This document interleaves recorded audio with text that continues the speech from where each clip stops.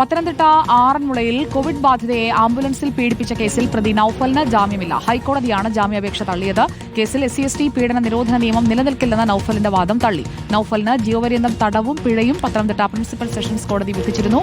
ഗോകുൽനാഥ് നമുക്കൊപ്പം. ഗോകുൽനാഥ്, നാടിനെ നടുക്കിയ സംഭവമായിരുന്നു അന്ന് ഉണ്ടായത്. ഇപ്പോൾ നൌഫലിന് ജാമ്യം നൽകുന്നില്ല. എന്തൊക്കെയാണ് വിവരങ്ങൾ? സുജയ, 2020 സെപ്റ്റംബർ 5-ാം തീയതി രാത്രിയാണ് ഈ സംഭവം ഉണ്ടാകുന്നത്. നമുക്കറിയാം 2019 കാലഘട്ടത്തിൽ കോവിഡ് അതിന്റെ ഭീകരതയിൽ നിൽക്കുന്ന സമയത്താണ് പന്തളത്തെ ക്വാറന്റൈൻ കേന്ദ്രത്തിൽ നിന്ന് മറ്റൊരു യുവതിയെയും കൂടി കൂട്ടിക്കൊണ്ട് ഇത്തരത്തിൽ ആറന്മുളയിലെ ആശുപത്രിയിലേക്ക് കൊണ്ടുപോകുന്ന സമയത്താണ് ഒരു പെൺകുട്ടിയെ ഇറക്കിയതിനു ശേഷം മറ്റൊരു പെൺകുട്ടിയുമായി മറ്റൊരു വഴിയിലൂടെ സഞ്ചരിച്ച് ആളൊഴിഞ്ഞ പറമ്പിൽ എത്തിച്ച് പീഡനത്തിന് ഇരയാക്കുകയായിരുന്നു.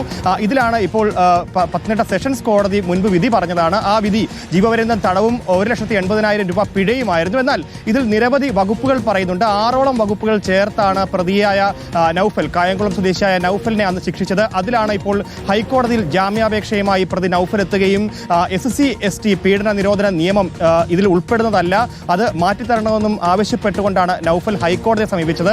ആ വിധിയെ അതിനെയാണ് ഹൈക്കോടതി ഇപ്പോൾ തിരസ്കരിച്ചിട്ടുള്ളത്. ഈ സമയത്ത് പ്രതി അതിക്രൂരമായി പെൺകുട്ടിയെ പീഡിപ്പിക്കുകയും അതിന്റെ ദൃശ്യങ്ങളൊക്കെ പെൺകുട്ടി തന്നെ ഫോണിൽ പകർത്തുകയും അത് പിന്നീട് വലിയ തെളിവായി മാറുകയും ഒക്കെ ചെയ്ത ഒരു കേസ് കൂടിയാണ്. അതിന്റെ അടിസ്ഥാനത്തിലാണ് ഈ ജീവപര്യന്തം തടവിലേക്ക് പത്തനംതിട്ട പ്രിൻസിപ്പൽ സെഷൻസ് കോടതി പ്രതിയെ ശിക്ഷിച്ചത്.